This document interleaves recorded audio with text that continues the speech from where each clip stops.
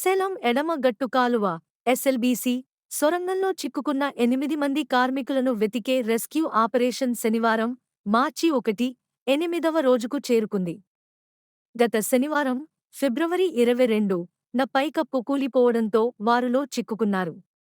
రక్షణ చర్య చివరి దశకు చేరుకున్నందున వైద్య బృందాలు అన్ని వైద్య పరికరాలతో సిద్ధంగా ఉన్నాయి.